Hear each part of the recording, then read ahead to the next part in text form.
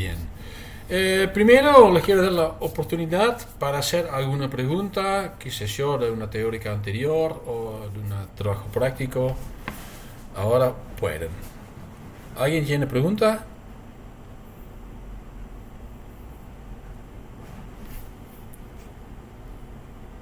Bueno, algo aparece en el chat. No, adelante. Ok. Ahí vamos. Ok, entonces la clase de hoy vamos a hablar de algo que en mi vista siempre suena un poco raro, Next Generation Sequencing. ¿Y por qué? Porque Next significa la generación próxima que viene, ¿sí? Entonces será como tenemos que hablar sobre la forma de secuenciar que todavía no existe. Pero bueno, vamos a entender después de esta clase por qué lo llamamos Next Generation Sequencing. La base que tienen que tener es un poco de conocimiento de química biológica, un poco de biología molecular. ¿Sí? ¿Y qué vamos a hacer?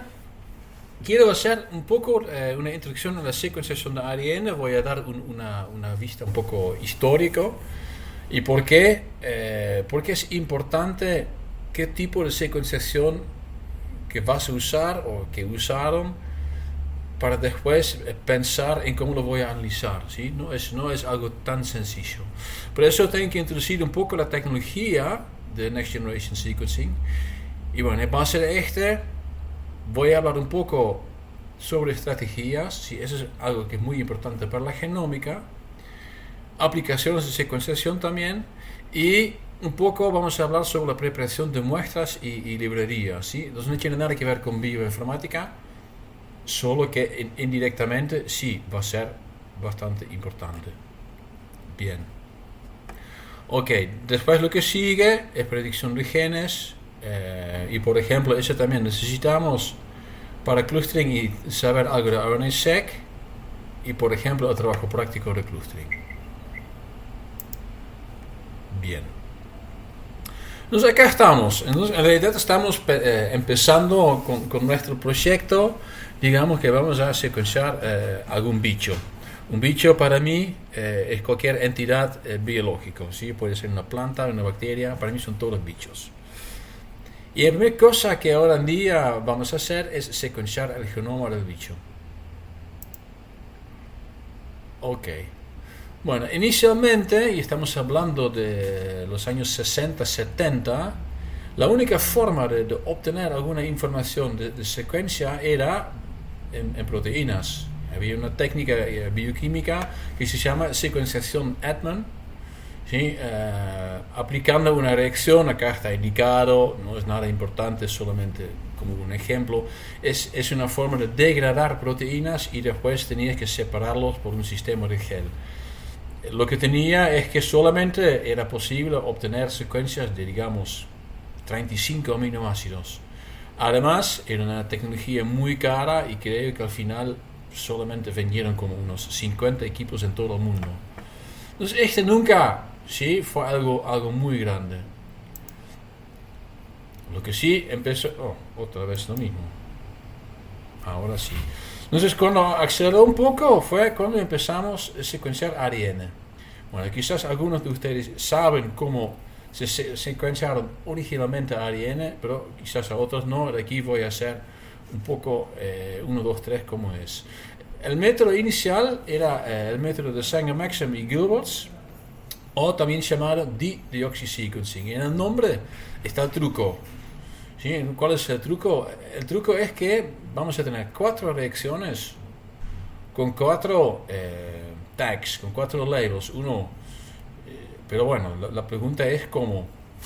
El label inicialmente era algo radiactivo. Había un solo label. Entonces, la separación acá indicada por A, T, G y C fue por otra cosa. Fue por el dideoxy DNTPs. ¿Y qué es este? Ese es un compuesto, puede ser DDATP, DDCTP, etcétera, etcétera, que previene elongación. Entonces lo que hacemos son 4 reacciones en presencia de DNTPs normales y en cada reacción agregamos un compuesto diferente, DDATP, DDTTP, DDGTP y DDCTP. Y queda aquí en algún punto Vamos a terminar una reacción por la incorporación de una DDNTP en lugar de una DNTP y después los separamos en un gel de poliacrilamida y podemos leer la secuencia. Este era el primer sistema, ¿sí? Inicialmente con fósforo 32, después fósforo 33 y al final con un compuesto un poco diferente, un DNTP diferente con sulfuro 35. La razón era que el sulfuro 35 es un reactivo más suave y te genera bandas más finitas. Bien, después de este cambiaron y este ya resultó en que podemos hacer más reacciones en una vez con un gel. ¿Por qué? Porque vamos a usar en lugar de algo radiactivo, vamos a usar un tag, un label fluorescente y un label fluorescente para cada residuo. Y que de aquí, en lugar de 4 caches en un gel, lo que podemos hacer es cargarlo en una cache en un gel. Luego, el sistema de gel lo cambiamos por sistemas capilares. ¿Sí? Y los sistemas capilares sencillamente eran bastante mejor. Igual, el límite sigue siendo más o menos unos 700 pares de bases por reacción, ¿sí? Que se puede leer. Ok. Bueno, entonces este será como el primer generación de secuenciación. Bueno, usando este, también hicieron algunas cosas para mejorar las cosas. Y eran cosas más de trucos de laboratorio. Y lo más importante, en mi vista, el avance más importante era la posibilidad o el trabajo hecho con lo que se llama ESTs, Expressed Sequence Tags. ¿Y cómo venía este? Bueno, las secuenciación por capilares ya tenía un costo de secuenciar un poquito más baja. Y porque el costo estaba un poquito más baja, resultó en que podemos decir, bueno, entonces lo que podemos hacer ahora es secuenciar un poco aleatorio. Entonces, sin que tenés que subclonar un fragmento de ARN y realmente con un servidor, con un primer específico, decir, bueno, ahora quiero secuenciar estos 700 pares de bases. No, ahora vamos a hacerlo un poco más sin pensar y que va a ser al final más barato. Bueno, entonces empezamos a secuenciar librerías conjuntas de moléculas de ARN de alguna fuente. Pero es decir, bueno, empezamos con secuencias genómicas, sí, pero secuencias genómicas son muy grandes y de aquí, y más que nada porque en general, por lo menos en eucariotas, la gran parte no es codificante, era muy caro. Entonces, por eso Expressed Sequence Tags. ¿Cómo funciona este? Es bastante fácil. Empezamos con ARN mensajero y con reversa transcriptasa lo que podemos hacer, ¿sí? Es un copio de ARN.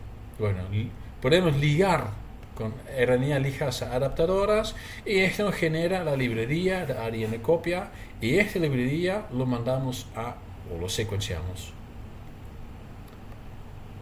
Bueno, entonces acá tenemos el proceso y voy a indicar algo que es interesante y que es importante en el desarrollo de toda la parte de secuenciación. ¿Y qué es este? Ese es el clonado dirigido. Entonces, esa era la estrategia típica. Vamos a tener acá un ejemplo con un gen eucariota que tiene una cola poli A.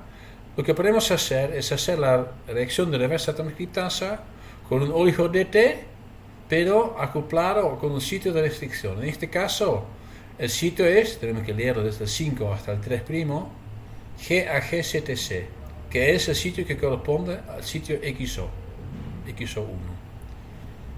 Bueno, este genera esta copia.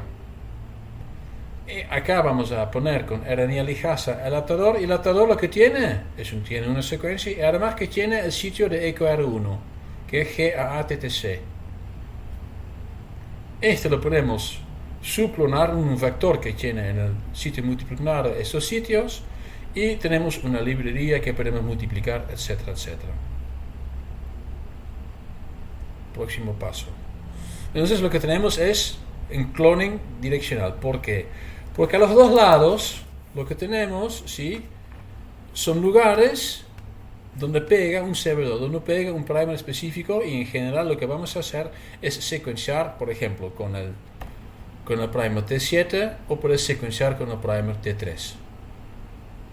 Ok, ahora vamos a pensar, ¿de qué lugar?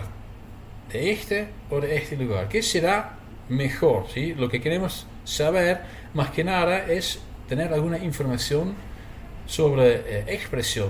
¿Sí? Entonces, ¿qué gen se expresa abajo condición X? Bueno, podemos decir que, por ejemplo, el 3 UTR, es el Untranslated Region al lado 3 terminal, en general es más larga que la 5 UTR. Por lo cual puedes decir, bueno, será mejor hacerlo desde el 5 terminal. ¿Sí? Porque acá tengo menos secuencia, que no es muy informativo. Bueno, además sabemos que la N y la C terminal, las dos cosas suelen tener altos niveles de variación. Entonces, en realidad lo que quieres tener es algo entre medio, pero bueno, tenemos que trabajar con este o con este. Bueno, de cualquier forma, lo mejor es del lado 5. ¿Por qué? Esto tiene que ver con un fallo de la enzima de reversa transcriptasa. Y entonces acá tenemos el proceso, acá tenemos la reversa transcriptasa, va a hacer la copia, pero lo que pasa es que muchas veces la RDT se caiga. Entonces está trabajando, pero sencillamente pierde el hilo del ARN y la reacción aquí se termina. Eso significa que a veces tenemos una ARN copia que no es completa, es una ARN copia parcial. Otros son más largos y quizás hay algunos que son completos. Bueno, todos estos productos los vamos a multiplicar por PCR y después los vamos a incorporar en Plasmidon y le vamos a secuenciar el conjunto. Y ahora viene el truco.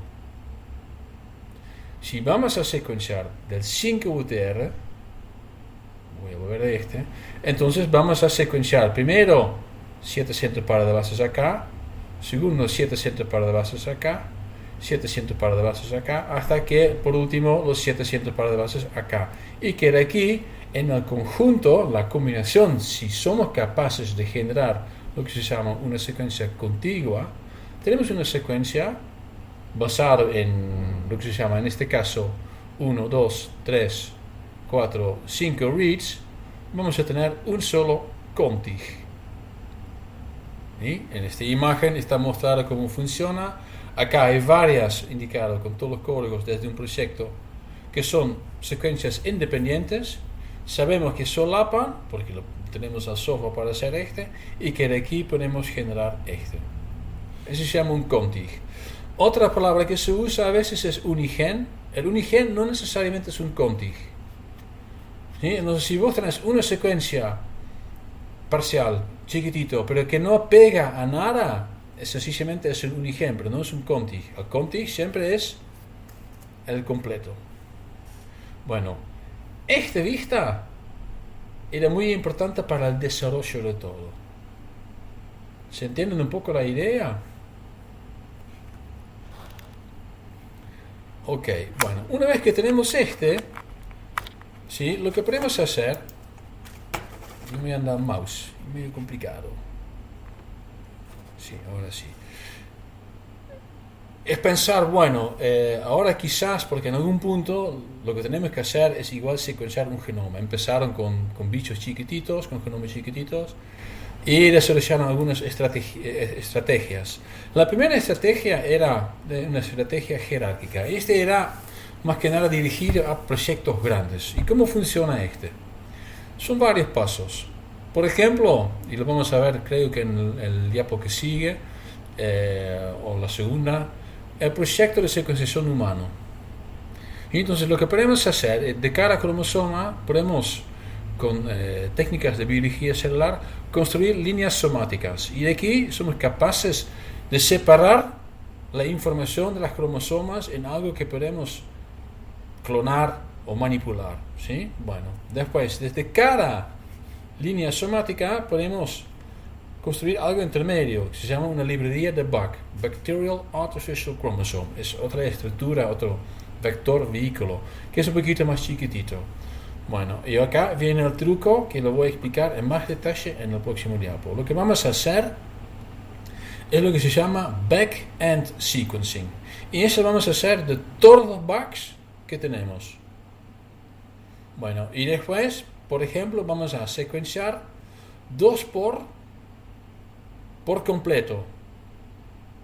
¿Qué significa este? Bueno, primero el por. ¿Qué significa el por? Cuando secuencias un bicho con 1 por, eso significa que al final vas a tener una cantidad de secuencia de ADN que corresponde al genoma completo.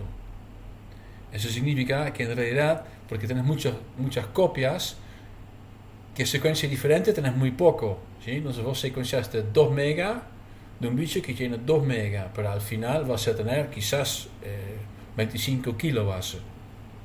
¿Por qué? Porque tenés muchos duplicados. Bueno, esta información de esta secuenciación 2 por vamos a combinar con secuencias back-end. Y ahora sí, vamos a seguir. Vamos al próximo. Acá se explica mejor. Acá tenemos la cromosoma. ¿Sí? Supongamos que es así de larga. Y lo que vamos a hacer, al final vamos a subclonarlos en los bugs. Por ejemplo, con una cantidad de secuencia entre 10 y 12 por. De esta librería de bugs vamos a secuenciar, bueno, todos los bugs, backends, y por ejemplo, bugs completos 1 por. Bueno, esto resulta en que, por ejemplo, lo que tenemos secuenciado es todo estos por completo. Y algunos de estos, por ejemplo, 2 o 3 veces. De aquí que llegamos a 1 por sin tener todo. Y ahora vamos a comparar con los backends adicionales. Y los backends se encuentran, son estas, ¿sí? Son estos pedidos magenta y rojo. Esas son las secuencias backends. Y lo tenemos de todo. Eso significa que podemos decir, bueno, este bug, ¿sí? Solapa, lo podemos ver desde el backend, con este bug. Entonces, nos conviene secuenciar este bug. ¿Sí? Donde, por ejemplo, otros bugs no tenés ni idea. Hay algunos bugs que están aquí entre medio, no lo puedes ubicar. Pero ese bug se puede ubicar. Y tenés una muy gran probabilidad. Lo que va a pasar es que cuando vas a secuenciar, entonces y vas a secuenciar este no, porque corresponde mucho a este lo vas a secuenciar. Bueno, bueno, de aquí decir, bueno, vamos a secuenciar más, que resulta en que vamos a tener ya algunas secuencias contiguas. Y lo que tenés que hacer en su forma más simple es repetirlo hasta que puedes decir, bueno, ahora tengo toda la cromosoma cerrada. Bueno, esa es la idea atrás de secuenciar jerárquica. ¿Se entiende la idea? Si no, gritan. Ok. Yo tengo una pregunta, Ariel. Sí, Enzo. ¿Viste cuando se solapan esas secuencias? ¿Cuántos pares de bases más o menos son que tienen como para solaparse, que sea estadísticamente bueno, viable, digamos, que son este fue hecho con deoxysequencing. ¿Sí? Estamos hablando de las técnicas de la primera, ¿no? de la nueva generación. Entonces calculamos que tenés, bueno, entre 500 y 700 pares de bases. Entonces los backends, y sí, es bastante información. Pero sí, a veces pasa que solapan justamente 20 y que tienes que decir, bueno, no estoy tan seguro que corresponde. Bueno. ¿Sí? Bien. Ok. Sí, sí. En ese sentido, perdón Ariel, pero en ese sentido otro problema que podés tener son las secuencias cuando hay muchas repeticiones, ¿no? O cuando sí. hay islas de cosas repetidas, que dependiendo de esa longitud puede ser imposible poder solaparlas correctamente. Si vos no sabes, si esas islas miden más de 700 pares de base, por ejemplo, es muy difícil que vos puedas encontrar una forma de solaparlas y ahí se empiezan a producir errores. O no se pueden armar los contigs. Bueno, vamos a hablar de este problema un poquito más tarde porque ese problema va a ser más grave, más que nada en second generation. Próxima estrategia es shotgun. Eso significa que no tenemos más algo jerárquico. Acá se puede leer, acá está más chiquitito, pero acá tenemos, por ejemplo, la parte de back, ¿sí? Que lo separamos. ¿Qué hacemos? En Shotgun no hacemos nada de líneas somáticas, es un montón de trabajo, que es costoso, porque lo que sigue siendo caro son las manos de obra. Los reactivos no son tan caros, aunque quizás parece. Y entonces vamos a secuenciar todo. Extraemos el ADN genómico, lo vamos a romper y vamos a secuenciar. Eso significa que tenemos que secuenciar mucho más. Entonces el por sube muchísimo. ¿Sí? Y al final lo que tenemos que hacer es combinar todo mediante un algoritmo. ¿Entienden? Bueno, podemos hacer toda una discusión sobre qué es más inteligente. A mí me parece mejor mirar a lo que pasó, y lo que pasó más que nada con The Human Genome Project. Este proyecto fue financiado por un consorcio internacional, pero más que nada de dos institutos grandes de Estados Unidos. También estaban institutos de Reino Unido, Francia, Australia y China, y empezaron en el año 1990 con fondos de $3.000 millones. Y dije que bueno, lo queremos secuenciar en digamos unos 15 años. Bueno, acá dentro de este proyecto trabajaba un tipo que se llama Craig Venter, y eso lo vamos a ver más veces en esta materia. Y él en el año 98 dijo, bueno, tarda tanto, es increíble la cantidad de trabajo que tenemos que poner en las bugs, en las réplicas, todo es imposible. Yo lo voy a hacer en otra forma. Él buscó plata privado. Dice, yo lo voy a hacer con $300 millones usando shotgun sequencing. Bueno, entonces él salió de este proyecto, puso su propio instituto, Cellular Genomics, y empezó a secuenciar en el año 1998. Bueno, al final, porque obviamente se conocían, publicaron más o menos al mismo día. The Human Genome Project publicaron el first draft, la primera versión, el 15 de febrero de 2001. Y Craig Venter, su versión, el 16 de febrero de 2001. ¿Cuál es la diferencia? Bueno, el público necesitaba 11 años, el privado de 3 años. El público gastó $3.000 millones, el privado $300.000 millones. Entonces, esto me parece una excelente evidencia sobre el poder de la estrategia shotgun. Aunque parece que jerárquica es más inteligente, el tema es sencillamente el labor, la mano de obra es caro, ¿sí? Bien. Y no es que no había un método mejor. Había, ya creo en el año 98 hay una publicación sobre algo que se llama pyrosequencing. Y esa es la fuente o la posibilidad técnica, ¿sí? Para hacer una primera aproximación para secuenciar en algo más barato. ¿Cómo funciona lo voy a explicar en breve, y después vamos a mirar un video que desde acá lo puede cliquear, pero no me va a funcionar, no importa. Pyrosequencing es algo que se llama sequencing by synthesis, secuenciación por síntesis. ¿Y en qué está basado? Está basado en el hecho que la incorporación de un DNTP genera un pirofosfato, ¿sí? Y usando energía, usando ATP y ATP con ATP sulfidasa podemos generar ATP, ¿sí? Con este PPI. Bueno, ATP lo podemos usar con luciferasa y se genera luz. Entonces acá hay un sistema que puede generar un poco de luz. El problema es, con un solo ATP no tenemos suficiente para detectar lo que pasó. ¿Sí? Entonces, de aquí, aunque existe algo científicamente mejor, no tenemos la tecnología para hacerlo. Entonces, para hacerlo, necesitamos otra tecnología. Vamos a volver al video al final. Ok, y este fue publicado primero como la técnica 454 sequencing. ¿Cómo es? Rompemos el ARN hasta fragmentos pequeños. Pequeños, nada que ver con 700. Vamos a ligar adaptadores y con los adaptadores lo que podemos hacer es vincularlos a un talón. Y bueno, ahora el truco está en que tenemos que captar los talones en algo. Y lo que vamos a hacer es vamos a usar una mezcla de PCR en aceite.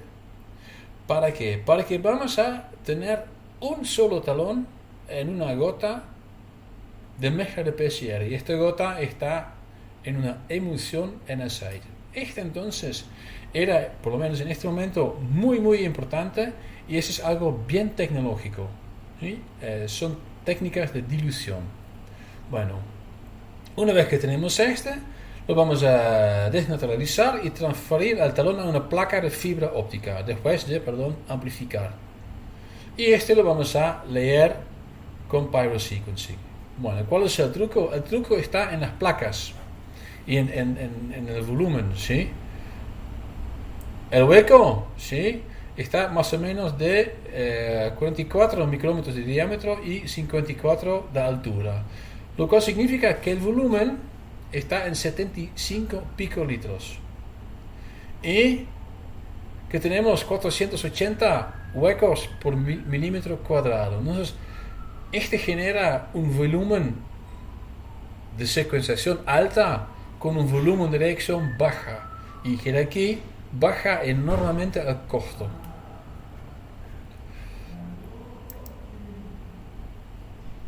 ¿Cómo funciona? Entonces, vamos a quebrar el ARN con técnicas de dilución. Vamos a tratar de captar una molécula de ARN en un talón y luego un talón por una gota de agua. Bueno, en realidad teóricamente no es tan difícil, en la práctica sí. El truco es si vos tenés una emulsión con agua chiquitita, sencillamente no entran dos talones. ¿Sí? Ese es el truco. Y después tratamos de, otra vez con técnicas de dilución, de obtener, después de la elección de PCR, un talón por hueco. Y lo vamos a secuenciar con pyrosequencing. Bueno, y después lo que tenemos que hacer, ¿sí?, es leerlo. Y acá hay un truco que es importante y que también muestra una cosa que es importante para, ¿cómo decir? ¿Sí? Para usar señales de varios equipos, que también es importante en la genómica en general. Entonces lo que hicieron es que con los tags que usaban para vincular el ARN al talón, había una secuencia cortita que va a estar involucrado, que va a estar también secuenciado. Que era un tag, en general era TCAG. Bueno, acá tenemos un readout.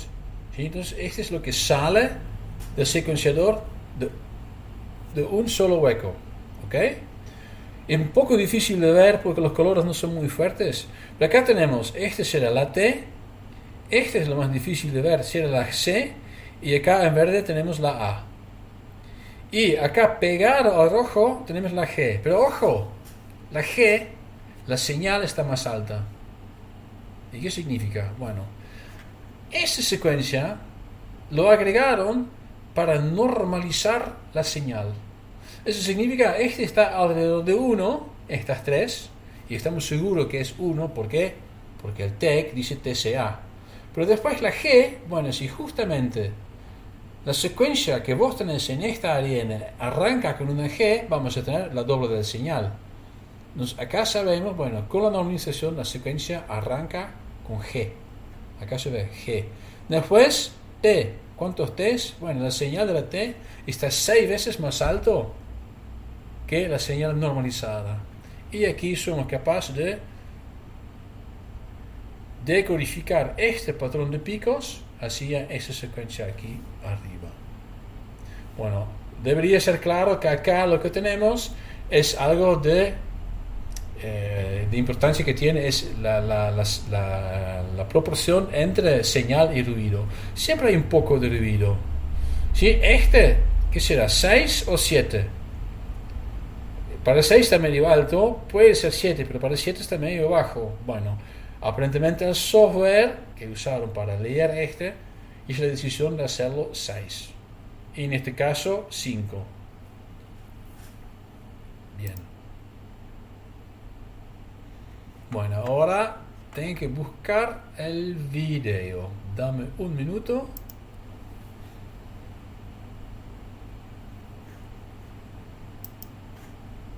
Mientras tanto pueden hacer preguntas, porque yo estoy buscando un archivo nada más.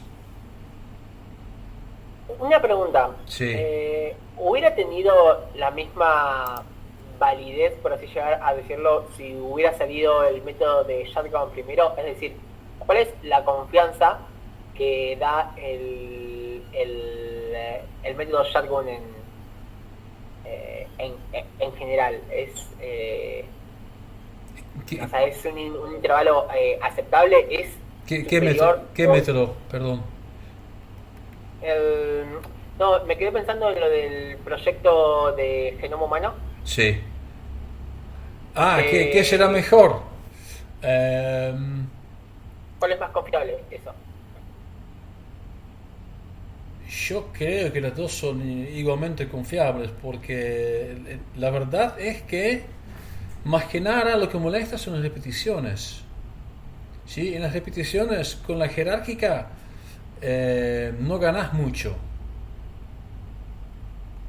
Ganas algo, pero no ganas suficiente, creo. Pero la verdad es que no es algo que tengo un conocimiento que puedo decir, no, estoy muy, muy convencido que está bien. Perfecto, muchas gracias.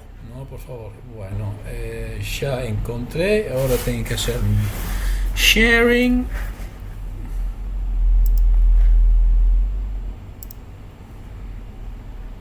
Window. Big blue button. Share. Ahora tengo que cambiar a este. Tengo que decir skip ad. Más grande.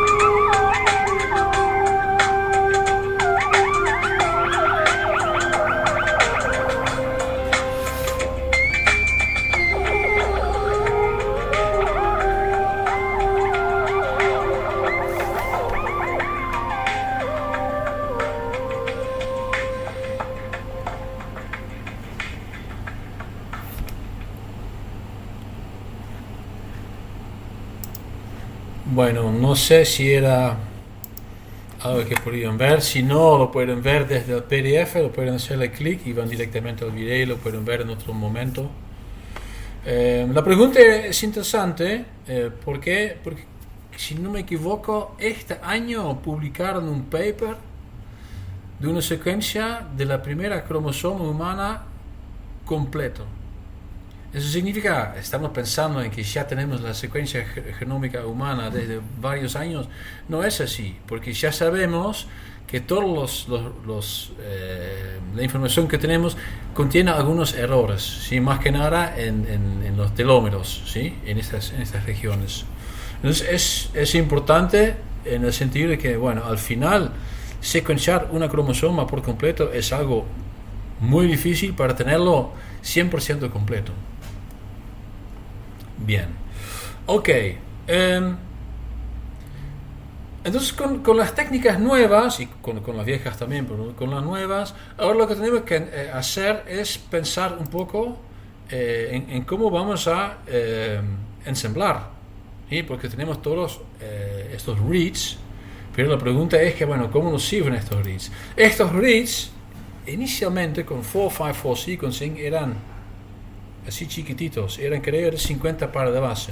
Ahora, esta técnica de 454 sequencing, que no lo estamos usando más, creo que llega a 700, ¿sí? Pero inicialmente eran muy cortos. Entonces, para obtener con un shotgun sequencing algo completo era bastante complicado. Y el primero, lo que desarrollaron es algo que se llama Overlap Layout Consensus.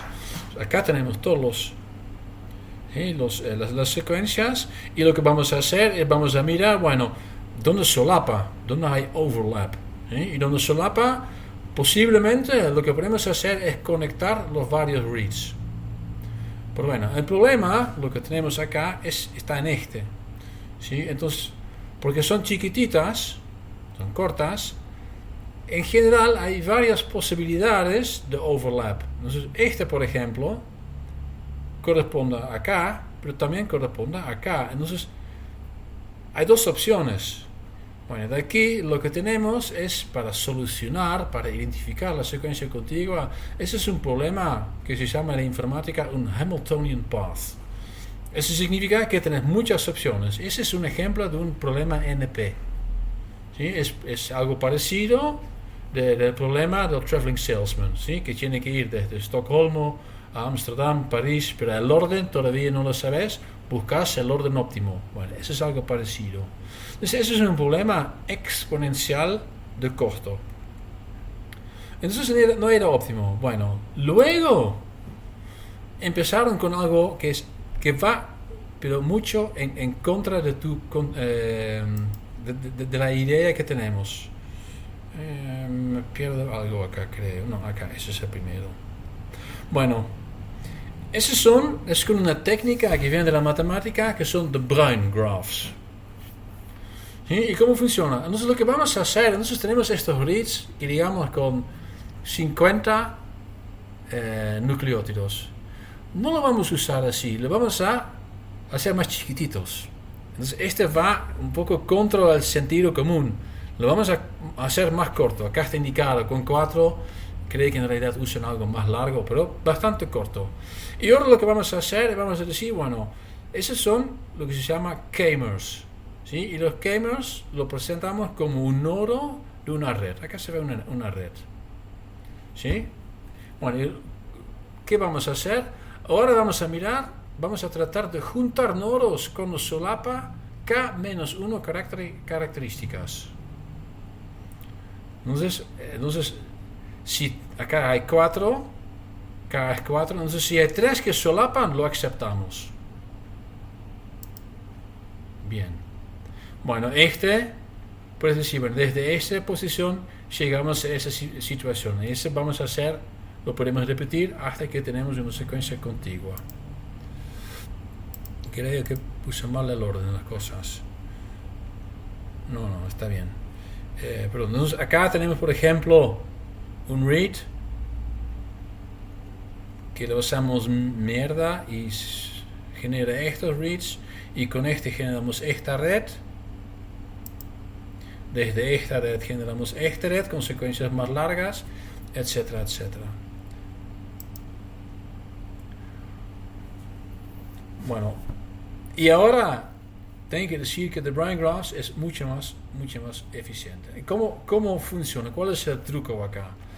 El truco acá es que, bueno, para empezar, cuando hay muchos k-mers que son idénticos, TTAA, si hay 100 veces TTAA en nuestra colección, lo que hacemos es lo que se llama colapsar.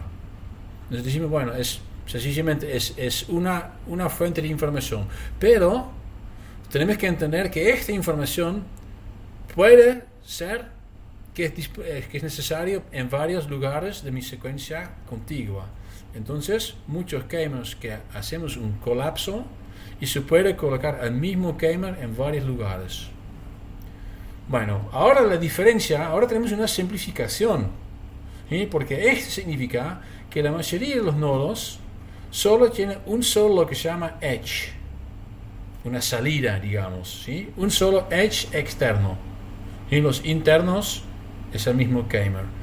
Eso significa que pensando en cómo tenemos que solucionar el problema, que requiere lo que se llama un Euler path. Eso significa que no tiene estas bifurcaciones. Bueno, acá sí. Pero no es tan complejo como en este, ¿sí?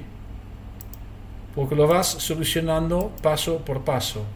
Y que de aquí el problema es mucho más simple. Este es un problema exponencial o polinomial y este es un problema exponencial, creo, ¿sí? Entonces, este va a ser mucho más rápido. Y que de aquí, con Second Generation Sequencing, está más práctico usar the Brine Graphs. ¿Entienden un poco?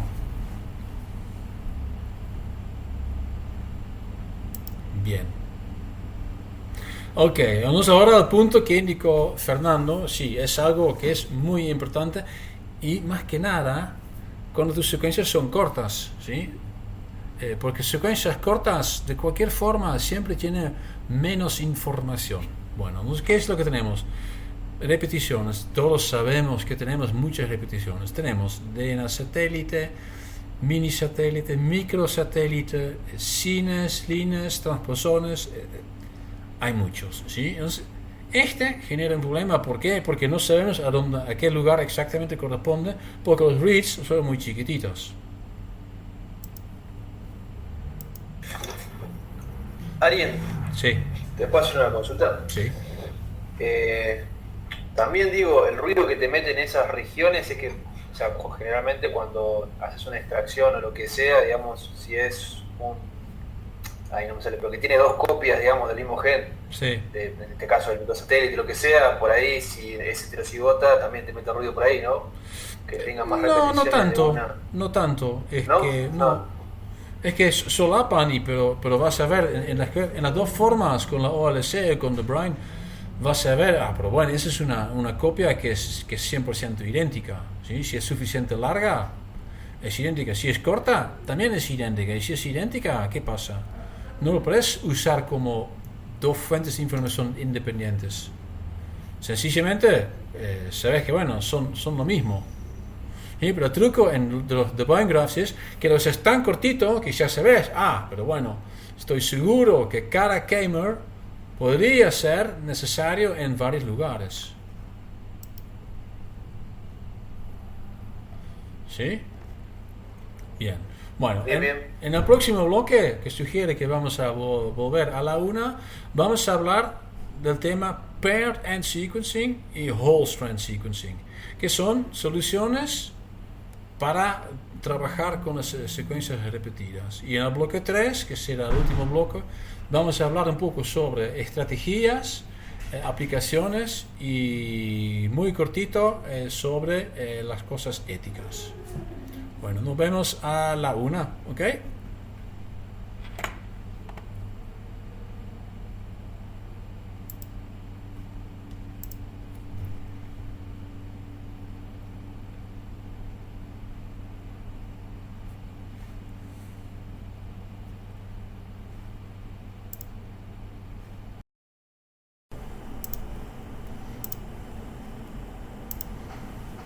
Ok, seguimos con el segundo bloque y vamos a mirar cómo podemos solucionar el problema de transposones, entre otros. Yo indico dos papers. En general, si quieren buscar los papers, en general yo los tengo, me lo pueden pedir, pero también tengo que indicar los dos ¿sí? en los PDFs y que aquí lo pueden encontrar directamente. Dos papers. Ese es uno que salió más o menos en el mismo momento que 454 Sequencing. Trabaja con más o menos la misma idea, pero con dos cosas diferentes. Una cosa es que ese es open source Entonces 454 sequencing es algo comercial donde este paper muestra algo que se puede hacer en laboratorio. Lo único que se requiere es microscopía confocal. Suena raro, pero es así. Es el grupo de George Church, que ahora en día está trabajando en biología sintética. Es un nombre para recordar. Y el segundo paper, Accurate Whole Genome Sequencing Using Reversible Terminated Chemistry. Paired end. Ahí vamos. El truco de Solexa o de Polymerase sequencing está en el siguiente. Entonces lo que hacen es de alguna forma, con algún truco físico, tratan de obtener fragmentos de ARN de, en este caso, digamos, 1 kilo base. Y eso lo van a ligar con un linker universal que resulta en una molécula de ARN circular. Y este linker lo que tiene son sitios de restricción MME1. Y lo que tiene particular la MME1 es que no digiere en el sitio de identificación, pero digiere entre 18 y 20 nucleótidos al lado. Eso significa que el sitio está acá y la digestión se hace acá. ¿Sí? Bueno, luego lo que hacen es que ligan otras secuencias universales, otros adaptadores, y después una amplificación en el mismo sistema con una emulsión, y lo pegan en un vídeo para usar en una microscopía confocal. Lo vamos a leer, obviamente, usando este como secuenciar, ¿sí? Con la misma idea. Bueno, ¿cuál es el truco? El truco ahora es que sabemos, porque todo el ARN del input estaba más o menos a 1 kilo base, que esta secuencia está separado por más o menos 1 kilo base de esta secuencia. Bueno, ese es el truco de paired end. ¿Entienden el truco o todavía no? Entonces lo que pasa es que... O sea, sé que va a estar más o menos, dependiendo individualmente, 1000 secuencias. Exactamente. Pero ¿qué pasa cuando Sí, no tenés como un rango limitado? Sí, entonces, si tenés este repetido, ¿sí? Entonces, porque si en una repetición no tenés ni idea de dónde ponerlo. Pero si este es secuencia que no es repetido, si podés ubicar este, también ya tenés más o menos ubicado este. Ese es el truco de paired end. Entonces, aunque las secuencias son muy cortas, igual es una solución teórica por lo menos para trabajar con secuencias repetidas. Bueno, Illumina lo hace de una forma un poco diferente y tiene varios trucos para hacer. Y también creo que tengo un video de 2 minutos de nuevo, pero acá voy a pasar de nuevo. Lo que hacemos es obtener otra vez fragmentación de ARN. Tenemos 2 adaptadores, no sé exactamente cómo logran que un adaptador pega a un lado y el otro al otro lado, pero será algo químico, no sé. Seguramente que se puede hacer. ¿Sí? Le vamos a separar, desnaturalizar, y que de aquí lo pasamos por lo que se llama un flow cell.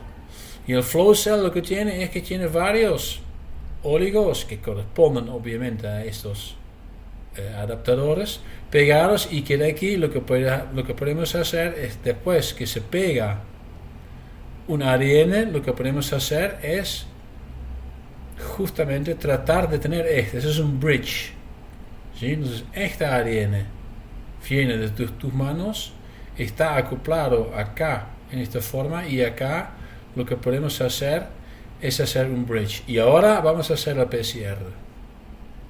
Bueno, ¿y qué resulta? Resulta en que vamos a tener en el flow cell islas de ARN clonales. Y entonces eso es una forma de multiplicar ARN sin tener técnicas de división. Y bueno, y luego lo vamos a secuenciar. Pero bueno, lo que tiene Illumina son algunas cosas adicionales, ¿sí? Ese es solamente para mostrar todos los pasos que tenemos que hacer. ¿Dónde tengo la otra película? Me olvidé pegarlo. Estoy buscando un link. Que no lo tengo que encontrar acá, lo tengo que encontrar acá en la presentación. Dame un minuto.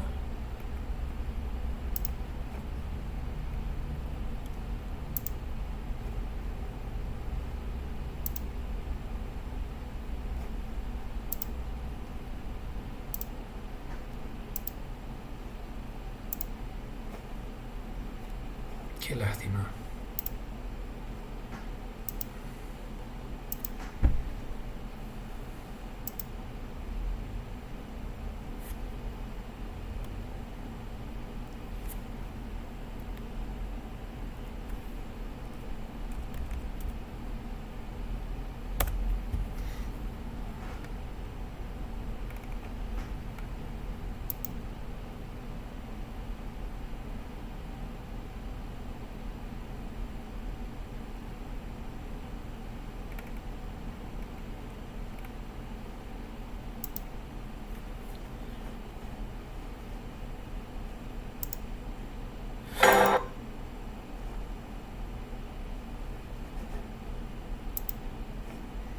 Sí, ya lo tengo encontrado y ahora tengo que hacer share. Bueno, este video muestra el proceso que tiene Illumina, pero tiene una cosa adicional y de aquí lo voy a interrumpir en algún punto, voy a interrumpir el video.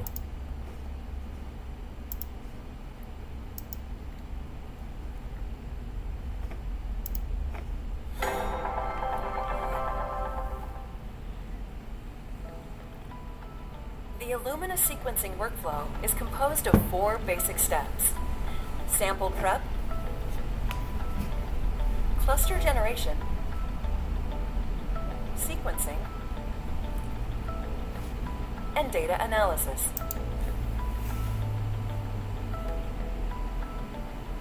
There are a number of different ways to prepare samples. All preparation methods add adapters to the ends of the DNA fragments. Through reduced cycle amplification, additional motifs are introduced, such as the sequencing binding site, indices, and regions. Bueno, importante entonces son los índices, y estos van a ser importantes en la generación de librerías. Complementary to the flow cell oligos. Clustering is a process where each fragment molecule is isothermally amplified. The flow cell is a glass slide with lanes. Each lane is a channel coated with a lawn, composed of 2 types of oligos. Hybridization is enabled by the first of the 2 types of oligos on the surface. This oligo is complementary to the adapter region on one of the fragment strands. A polymerase creates a complement of the hybridized fragment. The double-stranded molecule is denatured, and the original template is washed away. The strands are clonally amplified through bridge amplification. In this process, the strand folds over, and the adapter region hybridizes to the second type of oligo on the flow cell. Polymerases generate the complementary strand, forming a double-stranded bridge. This bridge is denatured, resulting in 2 single-stranded copies of the molecule that are tethered to the flow cell. The process is then repeated over and over and occurs simultaneously for millions of clusters, resulting in clonal amplification of all the fragments. After bridge amplification, the reverse strands are cleaved and washed off, leaving only the forward strands. The 3' ends are blocked to prevent unwanted priming. Sequencing begins with the extension of the first sequencing primer to produce the first read. With each cycle, fluorescently tagged nucleotides compete for addition to the growing chain. Only one is incorporated based on the sequence of the template. After the addition of each nucleotide, the clusters are excited by a light source, and a characteristic fluorescent signal is emitted. This proprietary process is called sequencing by synthesis. The number of cycles determines the length of the read. The emission wavelength, along with the signal intensity, determines the base call. For a given cluster, all identical strands are read simultaneously. Hundreds of millions of clusters are sequenced in a massively parallel process. This image represents a small fraction of the flow cell. After the completion of the first read, the read product is washed away. In this step, the Index 1 read primer is introduced and hybridized to the template. The read is generated similar to the first read. After completion of the index read, the read product is washed off and the 3' ends of the template are deprotected. The template now folds over and binds the second oligo on the flow cell. Index 2 is read in the same manner as Index 1. Polymerases extend the second flow cell oligo, forming a double-stranded bridge. This double-stranded DNA is then linearized and the 3' ends are blocked. The original forward strand is cleaved off and washed away, leaving only the reverse strand. Read 2 begins with the introduction of the Read 2 sequencing primer. As with Read 1, the sequencing steps are repeated until the desired read length is achieved. The Read 2 product is then washed away. This entire process generates millions of reads, representing all the fragments.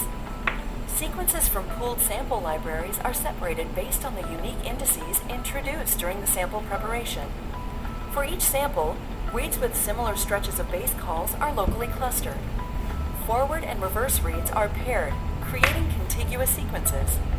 These contiguous sequences are aligned back to the reference genome for variant identification. The paired end information is used to resolve ambiguous alignments. Genomic data can be securely transferred, stored, analyzed, and shared in BaseSpace Sequence Hub. Discover the possibilities of next-generation sequencing.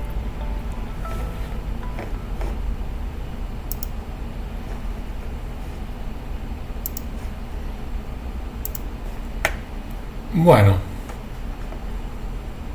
espero que entiendan más o menos a dónde va. Y volvemos a la presentación. Entonces la gran parte era una película que muestra todos los pasos. El único lo que era nuevo era el índice. ¿Para qué sirve el índice? Bueno, esos índices sirven para usar librerías. ¿Y cuál es la idea de la librería? Bueno, es lo mismo que usamos con los IST inicialmente, pero ahora lo que tenemos es que son máquinas que tienen una capacidad de secuenciar en un solo run, que es en general que es mucho más grande que una sola muestra. Entonces, si estamos, por ejemplo, pensando en secuenciar ADN copia, quizás que puedes, no sé, en una vez secuenciar 10 librerías en una vez, pero lo que quieres tener es luego, quieres tener alguna forma de separar la información. Bueno, por eso sirven las índices. Entonces, cada librería va a tener un índice diferente. En la película eran de 3, pero en general son un poquito más largos, obviamente. Bueno, y con este podemos volver a la idea de jerárquica, pero ahora lo que están haciendo son cosas en general bastante más simples.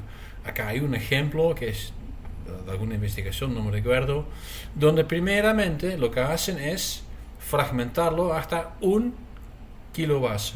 10 kilobases. ¿Sí? Select 10 kilobase BP fragments.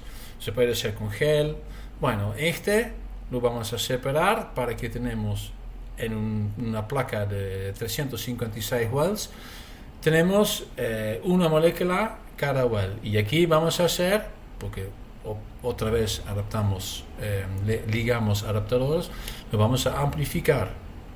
Una vez amplificados, lo que vamos a hacer es hacer una segunda fragmentación. Y ahora hacía, en este ejemplo, 500 pares de bases. Bueno, pero estos, vamos a poner otra vez un adaptador. Y este adaptador tiene el índice. Pero en este caso tiene, bueno, ¿cuántos son? 364 índices diferentes. Después de lo mezclas, otra vez acá. Y acá cada color corresponde a un índice diferente, y de aquí máximamente basado en este setting puedes secuenciar 364 muestras diferentes en un solo run. Bueno, mucho más en realidad no tengo sobre la importancia de librerías. Ese se llama multiplexing. Bueno, son cosas que se pueden encontrar en la literatura. Bueno, no se esperen por las dudas. ¿Para qué sirve? Nada más que el truco está en que muchas veces es posible ubicar más o menos una secuencia repetida por su par. Ok. Bueno, este era 454 y Illumina son los primeros ejemplos de Second Generation Sequencing. Hay varios más, entre otros John Torrent, que viene con una idea principal totalmente diferente. Entonces, otra vez, si vamos a liberar algo, ahora no vamos a sintetizar, ahora vamos a degradar, creo, no, cuando se libera algo es síntesis también, ¿sí? Vamos a tener la liberación de un protón. Bueno, eso se puede medir. No se mide el pH, creo que se mide la concentración de iones o algo. Esa es una tecnología que es mucho más barata que la tecnología que depende de luz. Bueno, aquí es el aparato, y puedes ver con la mano acá, que es un aparato chiquitito, y este era uno de los primeros equipos que era posible para un investigador que tiene un proyecto de investigación para comprar un equipo para secuenciar. Todos los demás en general eran institutos o empresas que tenían uno o más de estos aparatos para tener el servicio. Bueno, este es el estado en el cual nos encontramos en Argentina. Todavía necesitamos servicios para secuenciar nuestras librerías, pero esto podría cambiar. Bueno, con este vamos a Whole Strand Sequencing y esta será la tercera generación. Bueno, es porque tenemos la primera, la segunda y la tercera generación, que en general la segunda y la tercera los llamamos Next Generation. ¿Ok? Bueno, dos ejemplos que no voy a mostrar mucho, solamente les recomiendo para mirar, por ejemplo, un poco a este link, porque es interesante para ver qué es lo que venden, ¿sí? El primero, o quizás el más conocido, es nanosequencing por una compañía que se llama Oxford Nanopore. Y lo que tiene es que tiene una proteína, bueno, la original ahora funciona un poco diferente, era una alfa-hemolicina en una bicapa lipídica. Y esta proteína tenía un poro de más o menos 1 nanómetro. Esta estaba acoplada con un sistema para degradar ARN. Entonces sencillamente tienes un poro, ¿sí? Y entra el ARN y cada vez que pasa un ADN ATP, lo cambiamos y la señal se capta. Esta es la idea de nanosequencing, pero sí. Entonces este no es by síntesis, este es by degradation.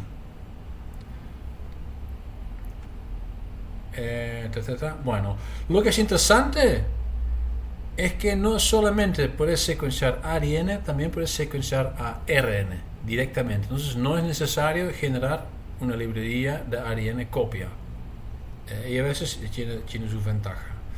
Bueno, fíjense este sitio más tarde y van a ver que tienen aparatos que son más pequeños que un celular, que puedes conectar con un cable USB a tu celular y lo puedes usar para secuenciar. Entonces eso significa que puedes ir a un field trip, a la jungla, encontrás una muestra, haces una extracción rápida y puedes secuenciar la muestra en el momento. Bueno, por el tamaño del equipo también es una tecnología bastante más barato en su accesibilidad. Próxima. Pacific Biosciences Smart. Bueno, este está basado en algo que se llama waveguide. Eso es algo físico, de la física. ¿Y qué son waveguides? Waveguide es usar una forma. Entonces vos generás alguna señal en un hueco que tan, pero tan pequeño que la luz no puede radicarse por todos los lados.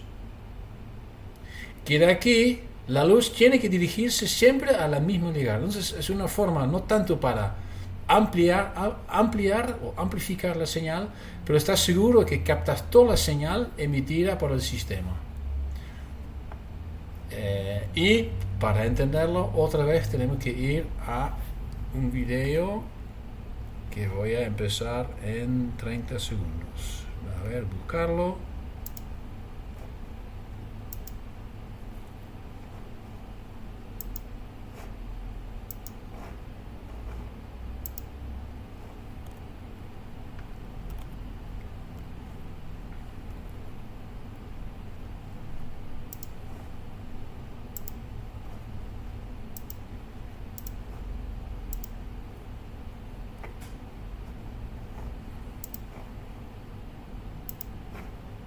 Introducing the PacBio Sequel II system, powered by single-molecule, real-time, or smart sequencing technology.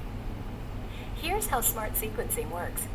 First, from any sample type, ranging from viruses to vertebrates, DNA or RNA is isolated. Next, a SMRTbell library is created by ligating adapters to double-stranded DNA, creating a circular template. Primer and polymerase are added to the library that is placed on the instrument for sequencing. At the core of smart sequencing is the SMRT cell, which contains millions of tiny wells called zero-mode waveguides, or ZMWs.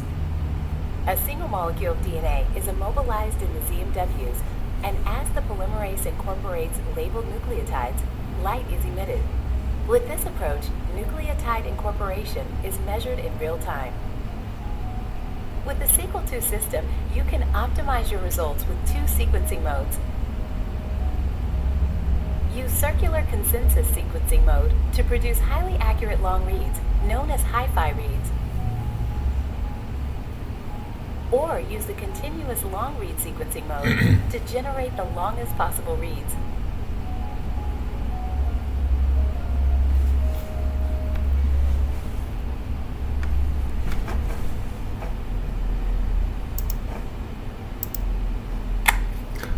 Ok, ahora una pregunta. Welcome to today's webinar, PacBio Sequencing Overview and Perdón, Applications. me arranca I'm Nico otro Cabello, que tengo que Product cerrar. Marketing Associate at GENEWIZ. Clic, ahora sí vuelvo. Entonces, si estamos hablando de Illumina TrueSec, ¿de dónde viene la señal? ¿Qué es la señal que podemos medir? ¿Alguien sabe? No lo mencioné.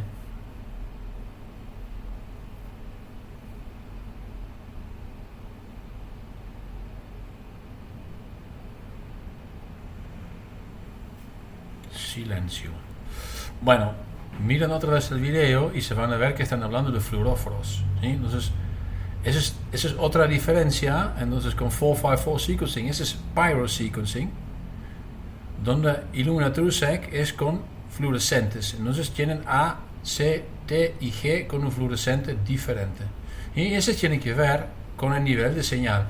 Este Smart Sequencing tiene otro sistema. Entonces, este será una forma de pyrosequencing, pero la señal que viene es capturado tanto que no es tan importante perder la señal, ¿sí? Ese es el truco de ese sistema. Bien. Bueno, eso es medio nerd, ¿sí? Entonces, seguramente que vamos a tener una tercera generación de secuenciadores, ¿sí? Porque seguimos secuenciando y hay muchos bichos para secuenciar, y no solamente quieres secuenciar bichos, también vamos a secuenciar sencillamente muestras, ¿sí?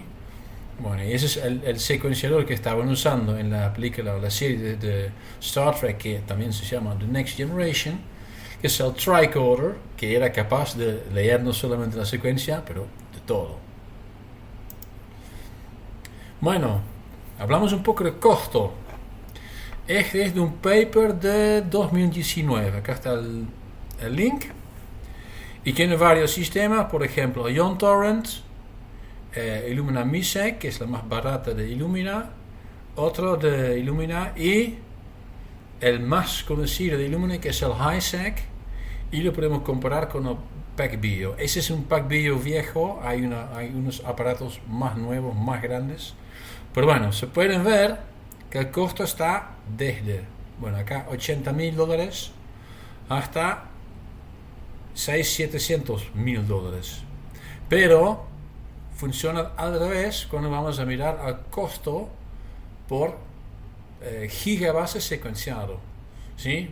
Lejos lo más barato es Illumina HiSec, ¿sí? Entonces acá lo que necesitas es un aparato muy costoso, pero al final por el sistema es mucho más barato para tener mucha secuencia.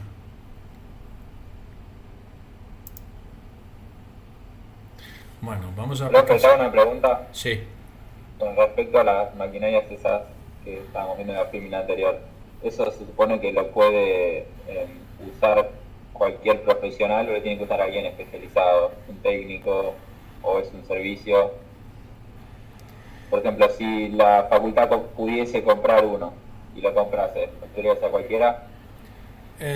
Bueno, necesitas, obviamente, no cualquiera.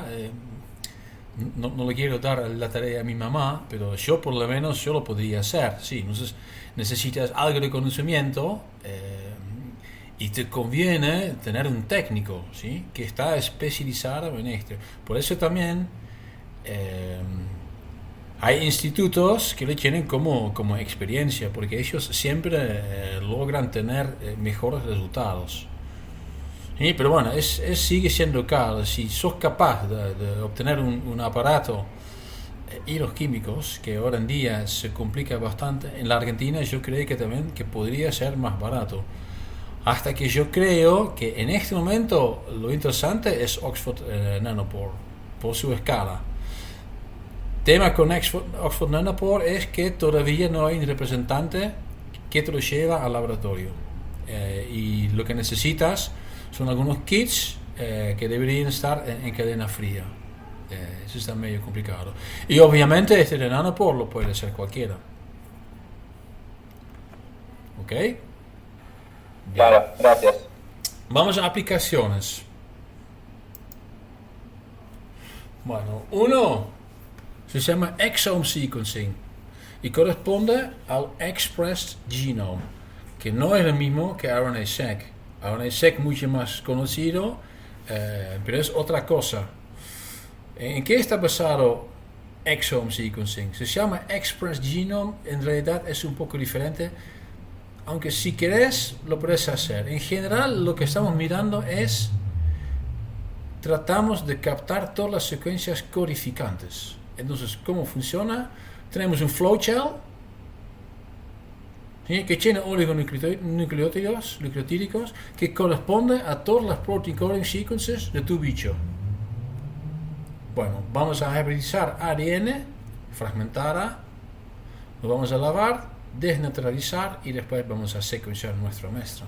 Entonces, esa es una forma de que podemos hacer, es una forma de enriquecer la muestra.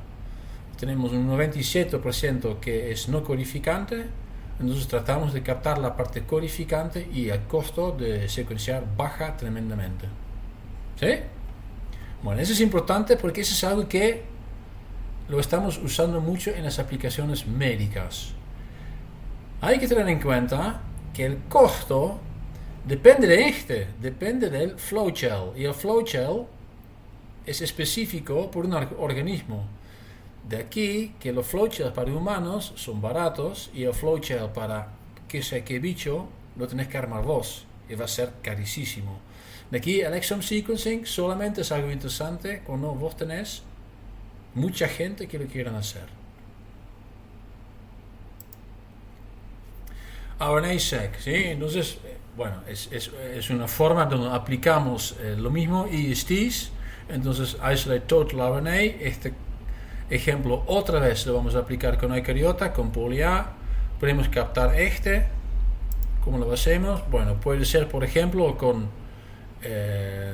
cosas magnéticas o con peso, lo podemos con un imán o centrifugar, y aquí lo podemos captar, que tenemos estos, hacemos un PCR y los secuenciamos.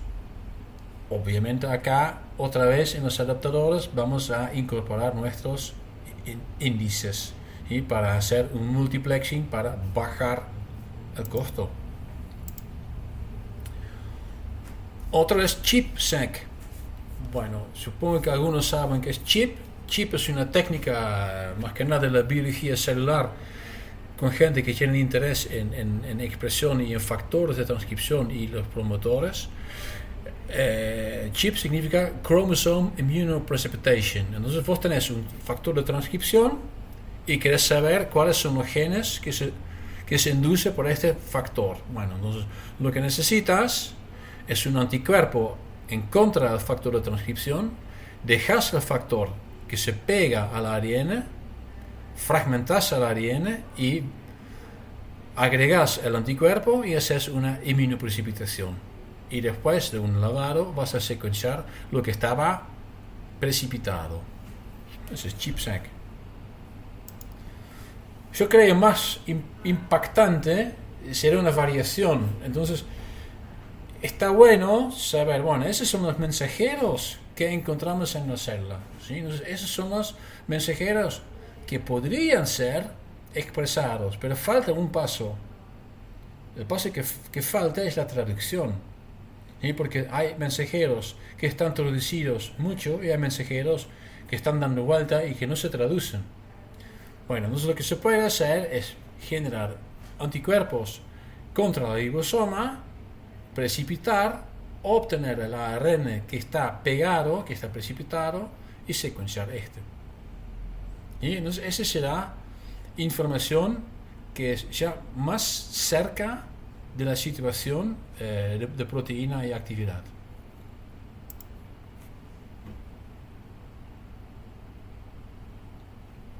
Bueno, seguro que hay otros trucos para hacer secuenciación porque es algo muy grande.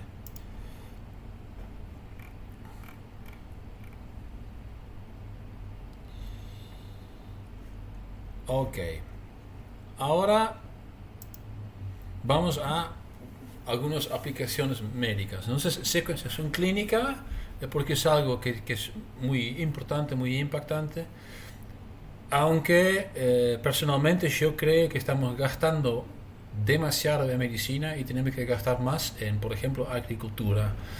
La medicina es maravillosa, pero resulta en que somos muchos con muchas bocas.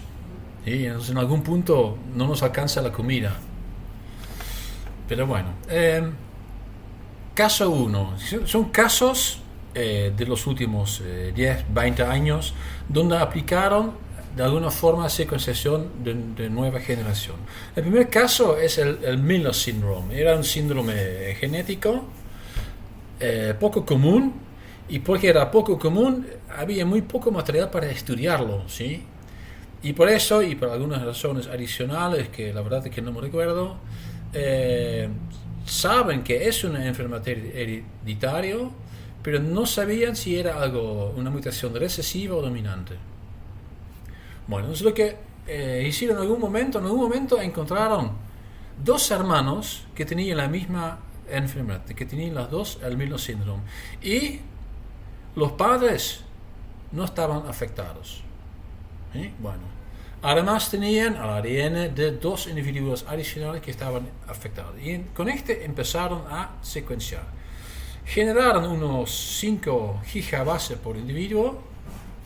En este momento 76 pares de bases y generó un 26.6 megabase mapeable.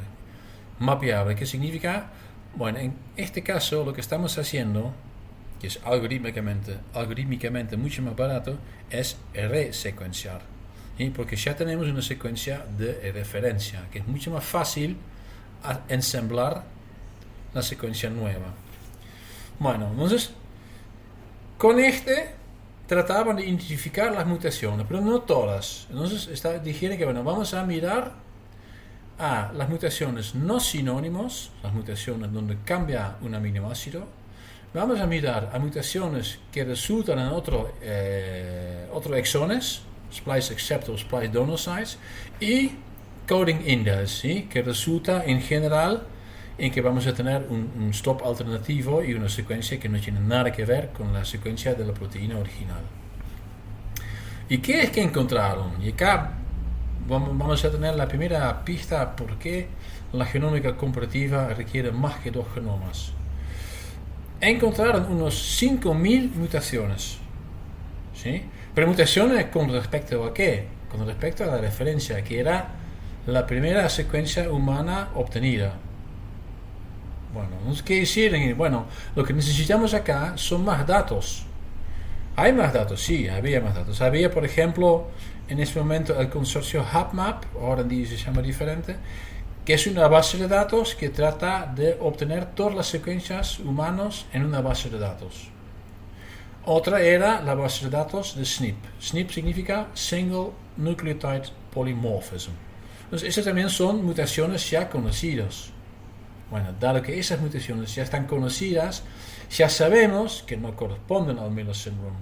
Entonces, de aquí, esta cantidad de mutaciones, una gran parte no tiene nada que ver. El truco es filtrarlos, bueno, usando estos datos. Bueno, y resultó, luego de este filtro, en 2 opciones, ¿sí? Si estamos hablando de algo dominante, ¿sí? En lugar de casi 5.000, ya lo purificamos con un factor 40. Eso significa que tenemos unos 110 mutaciones, todavía bastante. Y si es obsesivo, más, 500 veces más. Entonces nos quedamos con unos 9 solo. Bueno, después dijeron que bueno, ahora vamos a mirar en lo que tienen los 2 hermanos en común. Y resultó en solamente, si será una mutación dominante, unos 200 posibilidades, y si es recesivo será unos 9 posibilidades. Bueno, había estos 2 individuos afectados adicionales, lo compararon y se quedaron con, después de este, 8 y 1 en el caso que será una mutación recesiva. Este recesivo corresponde a la enzima DHOHD. Ni idea de clase, no me recuerdo, pero no es importante. En este caso dijeron que bueno, buscamos más material y tratamos de verificarlo. Y lo verificaron y identificaron en esta forma que el Miller Syndrome es desde una mutación recesiva en el locus DHODH. Ok.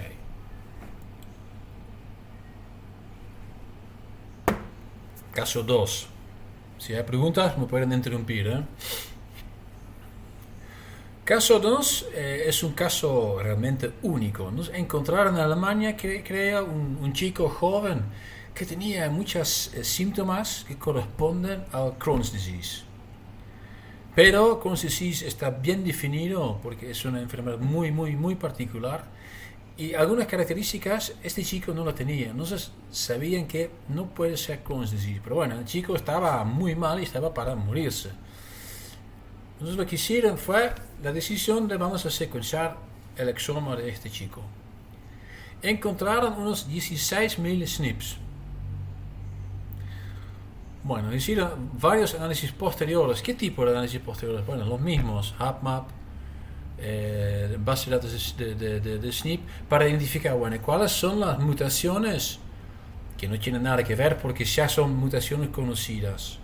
¿Sí? Bueno, y lo que encontraron que al final había pocas mutaciones adicionales y uno de este estaba vinculado con el gen X-linked inhibitor of apoptosis, de la apoptosis obviamente. Bueno, y este, que lo confirmaron por secuenciación de Sanger, nos estaban seguros que ese chico tenía esta mutación.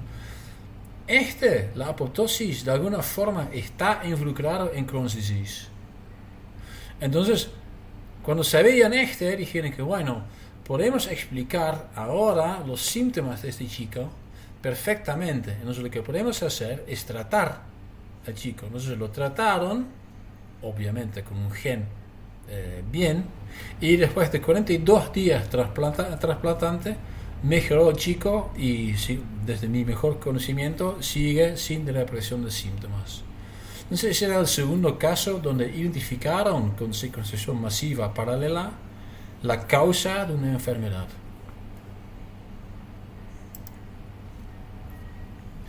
Bueno, quizás alguien se puede recordar la pandemia anterior. No era pandemia, porque nunca llegó a pandemia. Era una epidemia en Alemania, en el norte. Bueno, acá tengo unas fechas. ¿Sí? Entonces, el 11 de mayo, en el 2011, se murió una mujer vieja. Y de aquí comenzó una epidemia de Escherichia coli pequeña. ¿Sí? ¿Y por qué pequeña?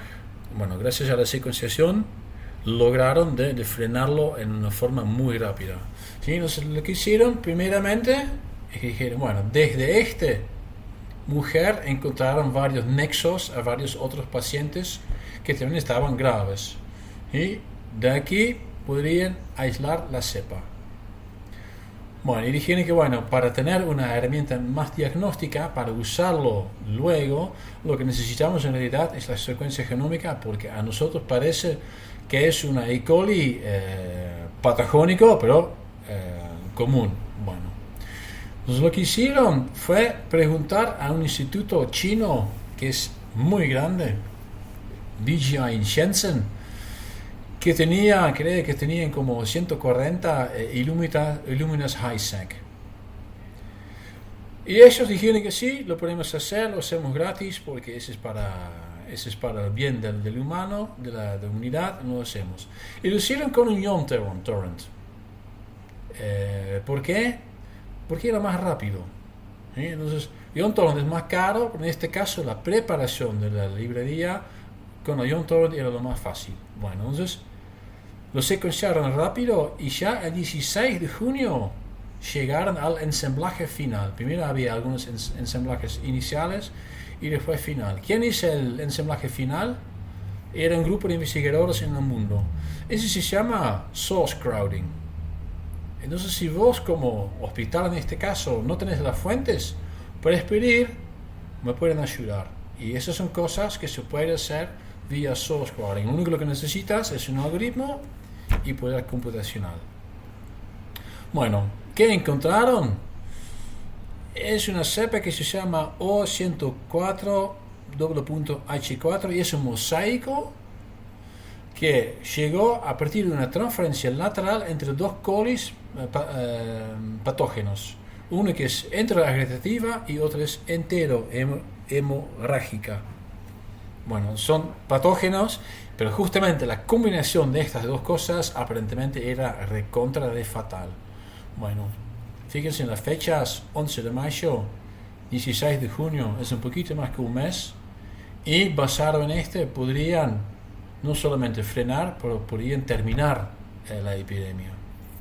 Bueno, lo mismo ahora está pasando con el COVID, ¿sí? Nos identificamos las cepas nuevas, no porque sabemos las características de las cepas, no, los secuenciamos, ¿sí? Porque es la única forma de hacerlo, de saberlo rápido.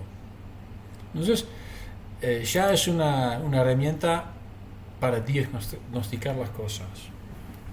Bueno, entonces estamos hablando de medicina. Vamos al próximo paso. Hay algo que se llama ahora en día medicina de precisión. Y no es que 100% vinculada a secuenciación, pero la secuenciación en general cumpla un rol muy, muy, muy importante. Y tenés que pensar en que, bueno, te vas al médico y tenés la presión alta y el médico te dice que, bueno, tenés algunos familiares que tienen presión alta. Bueno, con esta pregunta el médico ya va un poco en la dirección de medicina de precisión.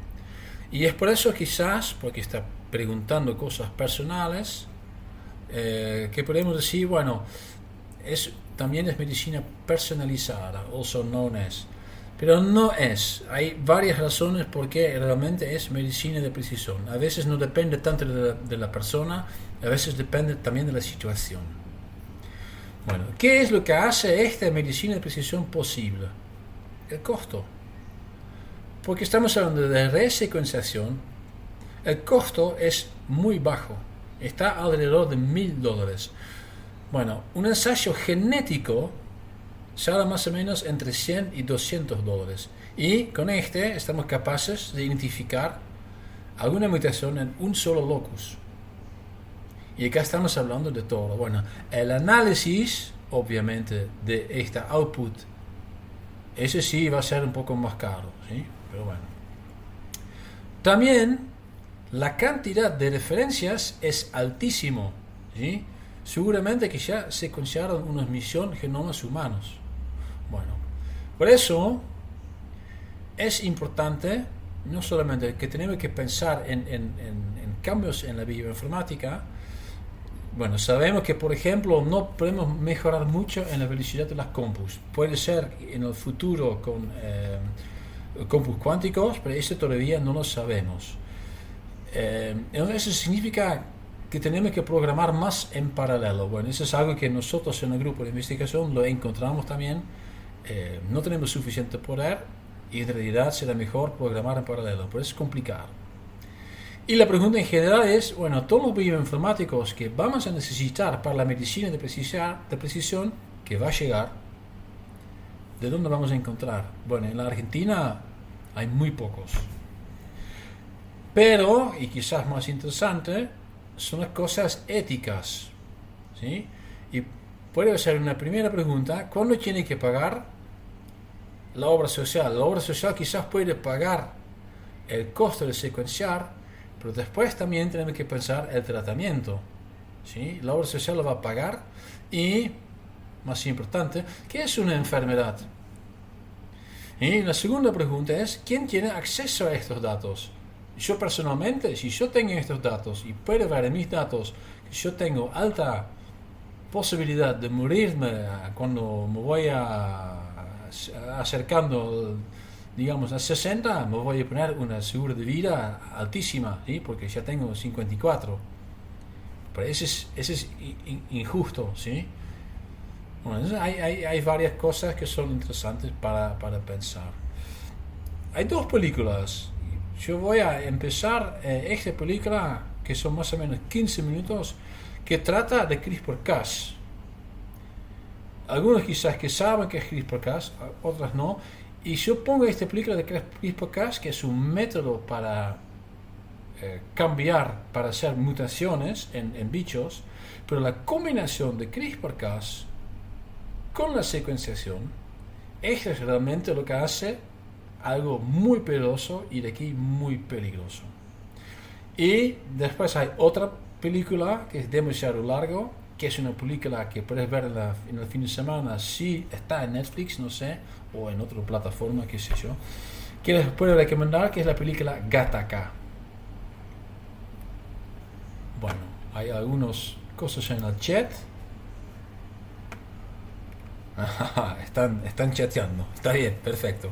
Bueno, entonces voy a arrancar la última película, que son más o menos 15 minutos, y con esta película ya más o menos se termina esta clase. Dame un minuto y lo busco. Obviamente lo pueden ver desde el PDF porque los links funcionan en el PDF.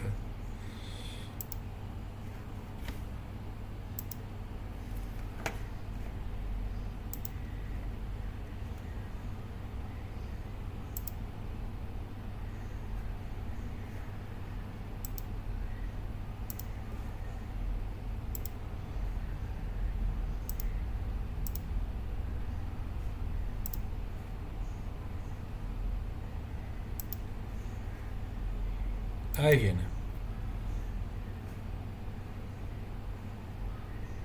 Y ahora no tengo sonido. Sí. That billions of people would be connected. Imagine you were alive back in the 1980s and were told that computers would soon take over everything, from shopping to dating and the stock market. That billions of people would be connected via a kind of web. That you would own a handheld device orders of magnitude more powerful than supercomputers. It would seem absurd, but then all of it happened. Science fiction became our reality, and we don't even think about it. We're at a similar point today with genetic engineering.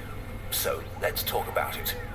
Where it came from, what we're doing right now, and about a recent breakthrough that will change how we live and what we perceive as normal forever.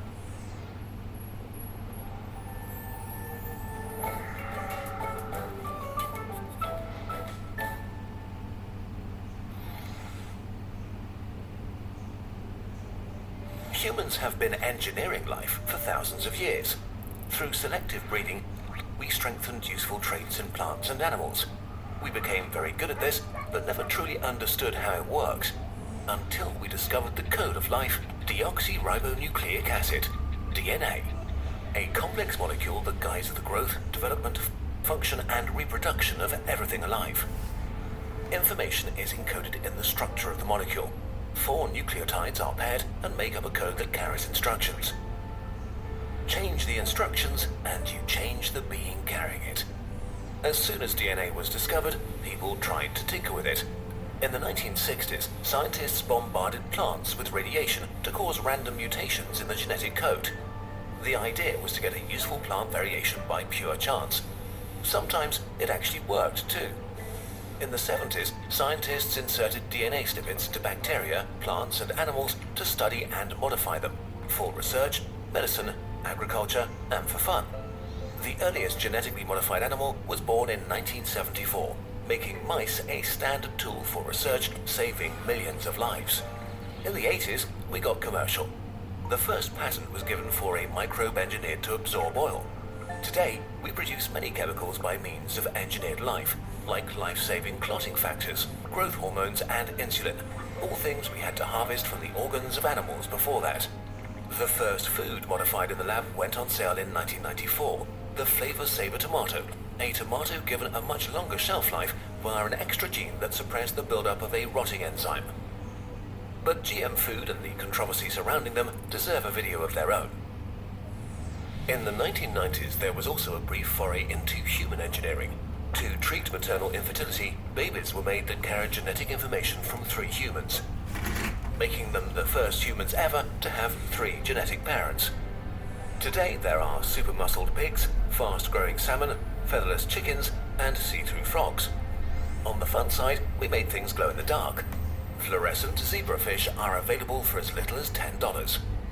All of this is already very impressive, but until recently, gene editing was extremely expensive, complicated, and took a long time to do. This has now changed with a revolutionary new technology now entering the stage: CRISPR.